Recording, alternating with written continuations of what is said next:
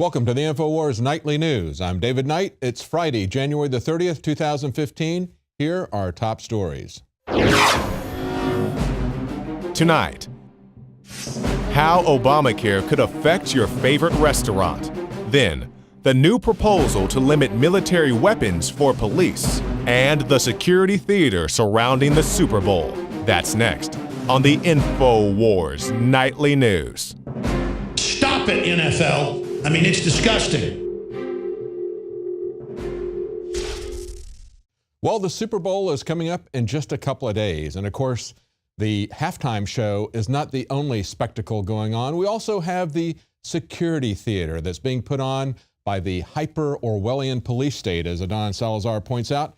The feds are going to unleash it yet again, Super Bowl 49. They say that they're going to be implementing stringent, hyper-vigilant, anti-terrorist security measures designed to keep everybody safe, doing things like prohibiting air horns, barbecue sauce, flasks of all shapes and sizes, while ignoring concerns brought to light by a security consultant who last year, or 2013, pointed out that an array of makeshift weapons could be constructed just using gift shop items found beyond the TSA's checkpoints. Yeah, they've got all kinds of organizations there. They got U.S. Customs and Border Control looking to police intellectual property for the NFL. We've got the Secret Service there. They're also going to be looking at Twitter, YouTube, scoping that out. They may even be scoping out some of the hookers. That's what they usually do, this Secret Service, when they go places. They're going to be open sourcing social media monitoring for situational awareness. And of course, FEMA is going to have role players. I think they're all playing a role. To take a look at last year's Super Bowl, Jakari Jackson points out why we should be interested. He recollects what he saw last year. This is Jakari Jackson for INFOWARS.com. It's Super Bowl time, and we talk about the Super Bowl not because of the Patriots or Deflategate or anything else. We talk about the police state surrounding the Super Bowl. If you have the money and you want to go, that's your business. I hope you have a good time. But I just really wish NFL fans or anybody who goes out to these big stadiums or arenas would just say, hey, we don't want to be groped. We don't want to be patted down. We don't want any of this stuff to enjoy our entertainment. And with that, we go to this article, Feds to Unleash Hyper-Orwellian Police State at Super Bowl. Now, this is the Super Bowl that's happening this year in Arizona. Last year, myself and Josh Owens had the chance to go. And I'll show you some of the police state measures. Now, these aren't even at the stadium. This is just to go to the stadium, and you'll take a look here. This is the train station because they didn't allow you to drive a personal vehicle unless you had a permit that was in short supply. You had to ride a bus or take the train. You can see the TSA at the train station. Everybody says it's a conspiracy theory that they were going to move outside of the airports. Well, there you go. There's proof positive. And here's also some other guys. These guys aren't TSA, but they definitely have big guns there waiting to see if anybody was going to cause a problem at the train station. And also, I'll show you something else. This is the security setup they had at Times Square. You know, see extra security cameras out there in full effect. And once again, you know, if you want to go to these events, that's fine. Just tell these people you don't want to be groped. You don't want to have your bag searched. You don't want all this stuff just to go enjoy your entertainment. And it's not just there. We also saw last year, we saw snipers at the Super Bowl. This was reported by local news. So in closing, if you're willing to, if you have the money, I guess, to pay an $800 ticket for a nosebleed seat, these are the seats that we had last year. You can see we're very high up in the stadium. We're about 7 rows from the tip top. But if you can afford the shakedown of one of these tickets, then you have to go and endure the pat down by the TSA or TSA style group. So if anybody's watching the game, enjoy it, but just tell the NFL, to tell whoever else that you want your freedoms back and you don't want to go through all these measures just to watch a football game. You can find more reports on INFOWARS.com. And of course, Homeland Security is reviving the See Something, Say Something campaign. And Adon points out to a quote from one of Paul Watson's earlier articles where he said, 80% of all Gestapo investigations in Nazi Germany were because of informants. It wasn't because of a super efficient investigation team. No, these were people turning in fellow citizens, gave them all the work that they could do. That's the kind of world we're starting to live in. Now, Mitt Romney has come out and said that he's not going to run in 2016. Don't let the door hit you in the back, Mitt, as you leave. I, for one, am very happy to see him not mixed up in this after all the shenanigans that they played in the primaries, all the crooked deals that were being done, as anybody who follows that and watched what happened with Ron Paul knows. But of course, there are plenty of people just like Mitt Romney waiting in the wings to take his place. And of course, we're supposed to believe that it would have been a lot different had Mitt Romney been elected president. Maybe we wouldn't have had Obamacare. No, we would have had Romneycare, which was exactly the same thing as Obamacare, even sold using the same lies and the same liar, Gruber, who bragged about it. Now we see some of the details coming out about Obamacare and the regulatory overreach that this allows different regulatory agencies to get involved with.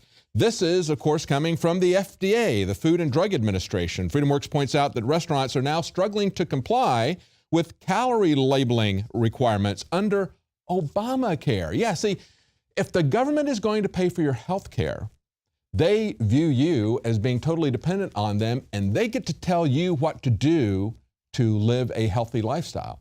They'll define what a healthy lifestyle is, and they will enforce it upon you, not just on restaurants, but on you individually. That's coming. We've already seen that in the schools. But of course, in this particular instance, we have a rule that is going to require retail food establishments with 20 or more locations to list calorie information on their standard menu offerings. And they point out that this, of course, is food retail operations.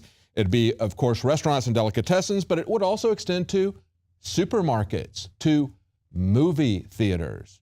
And of course, 20 is just some arbitrary number that they pulled out of the hat. They can take that down to a single restaurant, put mom and pop stores out of business. It's also a cost that's going to be borne by you as a consumer. It's going to be borne by higher costs. They're going to have to pass that along, or if they can't pass the cost along because of competition, they'll go out of business. Or if you're working for them, maybe you might get laid off. Maybe you won't get that raise that you're looking for.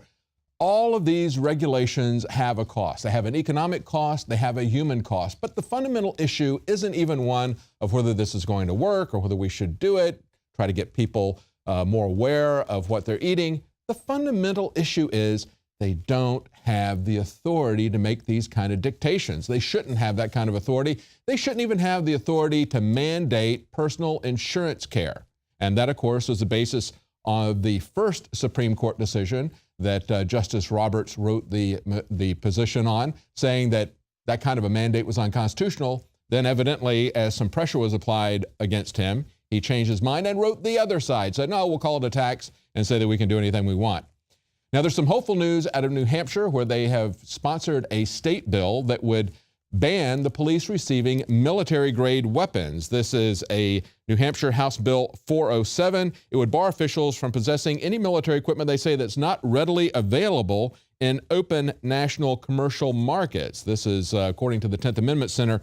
They also point out in more detail, they say no state agency, this is the wording of the bill, no state agency or political subdivision of this state shall acquire, purchase, or otherwise accept for use any military-equipped vehicle or military-grade hardware, including but not limited to armored personnel carriers, Title II weapons, unmanned aerial vehicles, or unmanned ground vehicles, unless those are available on open national commercial markets. And of course, New Hampshire was one of the places where we saw a pushback against the use of military surplus equipment, MRAPs.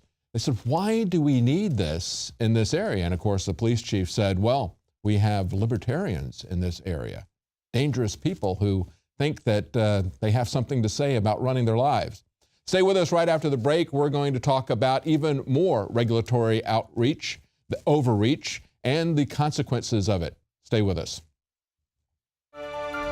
The knowledge of the ancients, tried and true, trusted herbs and extracts fused with the latest nutraceutical science. Introducing the all-new Ancient Defense Herbal Immunity Blend, crafted with over 14 key ancient herbs and extracts to supercharge and prepare your body for what experts admit is the most dangerous season of the year. We have rejected hundreds of other formulations in our quest to bring you what is simply the most powerful and comprehensive proprietary formula that we have ever created in the realm of herbal immunity. For the last 2 years, our team has been working with top doctors, nutritionists, and chemists to develop the ultimate nutraceutical formulation. Experience the benefits of combining over 14 ancient herbs and extracts with exciting new advances in nutraceutical science. For a limited time, get 25% off on this introductory introductory offer. Visit ancientdefense.com or call 888-253-3139. ancientdefense.com.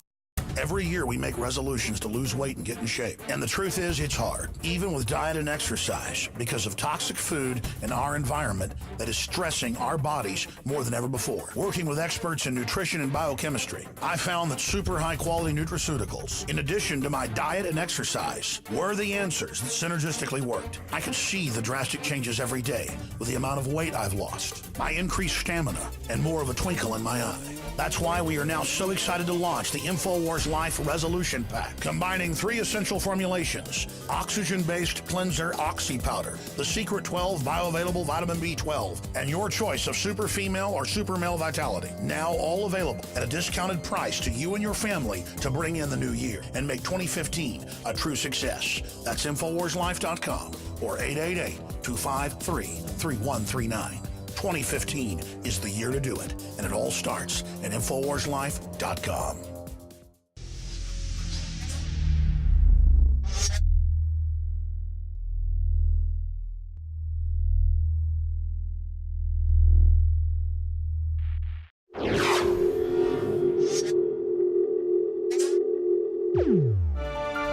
Well, there's a troubling story coming out of Canada, and I guess we should be concerned about it since we no longer have the United States, we now have the North American Union. So I guess what's going on in Canada is going to be what's going to be going on in America. It's not as if we had a constitution either, because even though they swear allegiance to it, even though they use the Constitution as their authority to do what they want, they feel free to ignore it here in this country as well.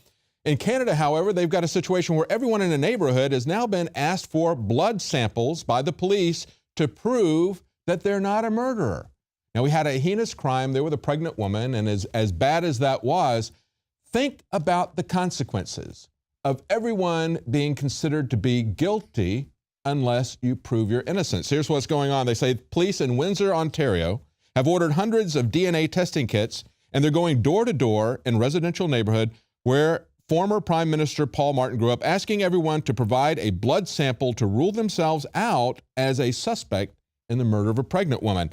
The mass request for blood samples prompted more than 500 residents to agree, and they said a, quote, handful of people to say they had concerns about it. Now, some of the people who are concerned about it is the Canadian Civil Liberties Association. They say the extraction of a DNA sample without a warrant is concerning. It is inherently coercive. That's right. It is a brute force investigation, and it is coercion, and it is holding everybody as guilty until proven innocent. Now, of course, Canada doesn't have anything like our Bill of Rights to ignore, as we ignore it here in this country. Nevertheless, the idea that you are innocent until proven guilty is a long-standing tradition coming from England and also part of Canada's tradition. They say there's no guarantee also that doing a wide sweeping examination of DNA is really going to solve the crime. They know, however, that it will violate the rights and the freedoms of individuals. And here's how it plays out. In a previous case, they also did this because they didn't want to be bothered doing the detective work. They went around asking for blood samples. They had the murderer, they eventually found was the murderer. He was a refuser initially. And what he said was, no, this puts the onus on me. I have to prove that I'm not guilty. It seems like Big Brother to me. So they quote in this article someone who was later found to be a murderer who says, oh, this is Big Brother approach. Nevertheless, it wasn't just him, but it was 2 other individuals. And all 3 of them became prime suspects, persons of interest. So you had 2 other people who were just standing up for their individual rights, saying, I should not be considered to be guilty unless I give you my blood to prove my innocence. Those people were turned into prime suspects. And that's the whole point of all this, is that once you refuse, the state turns on you as a person of interest, just as we see happens if people object to NSA surveillance.